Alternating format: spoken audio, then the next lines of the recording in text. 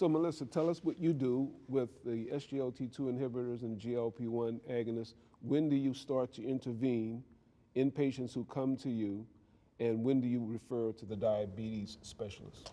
So I'm in the unique position that we have actually started a cardiometabolic center of excellence. So we have a cardiologist and myself who are taking on patients who have already had either an event or been diagnosed with ASCVD or heart failure and type 2 diabetes.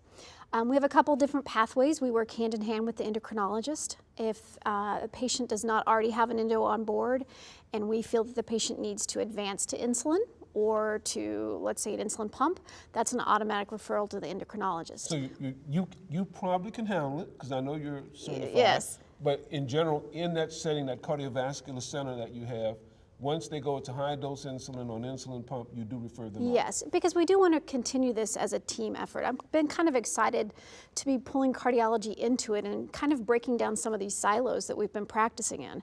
So we need to be very aware of keeping everyone in the team informed and realizing that we're not asking cardiologists to actually start managing glucose.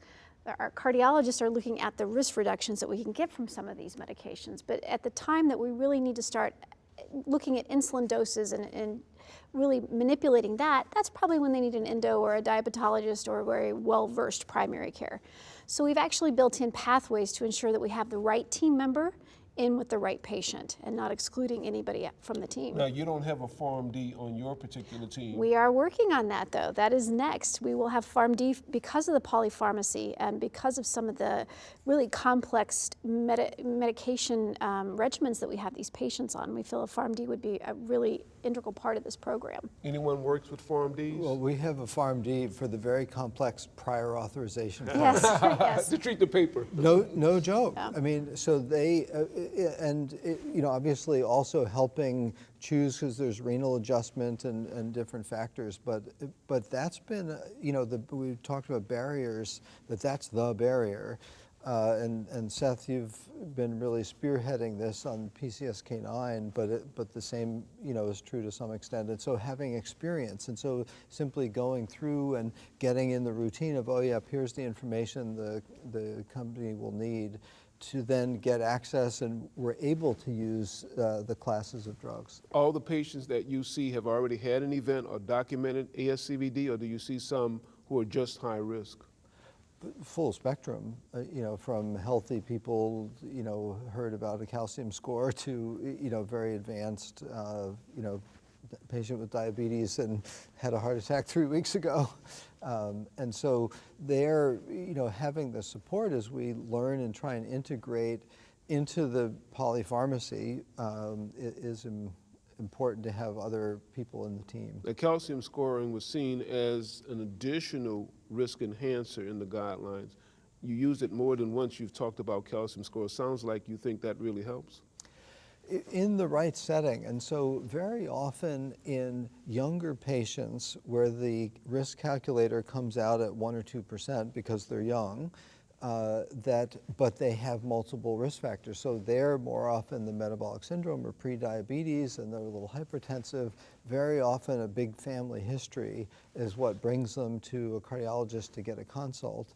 And that I've found is the perfect setting for a calcium score to say, is atherosclerosis started or not? And it's remarkable. There's a fair number of zeros. I think, thankfully, women more often I've found have a risk factor, family history, but will come up with a 0. But then the converse of, you know, sometimes one guy had 1,100, you know, out of the blue. And, you know, we've got him now, his LDL is really low, but on antiplatelet therapy. So that really gives the full spectrum, as opposed to, oh, primary prevention, we need to have you exercise and do the standard things. It allows tailoring of intensity, I think, of how aggressive. We're going to finish in a few minutes to talk about the whole patient. Yeah. There's another term that you've brought up more than once, and that's family history. That's not in the guidelines. You don't have to do a family history for ASCVD risk calculation. You know, it's true, and that is something that the patients bring to me most often, that they will recite, oh, my uncle and my extended family, they'll have seen the pattern and worry about that, and then that generates then a comprehensive look at, well, what are the lipids and what is the blood pressure? So you think it's important? It's tremendous. It's a key factor. And in the Framingham Risk Offspring Study, family history did come through, but in the original Framingham Risk Calculator, family history is not part of it. Paul Ridker did a risk calculator that ended up including family history, because in his analysis and data set that he derived that was a factor, the Reynolds risk score. And I think it's the top of the list on the risk enhancers in the guideline. And all these factors are important because patients come with all sorts of prior history, and we want to try and integrate all that and then match our treatment plan to that.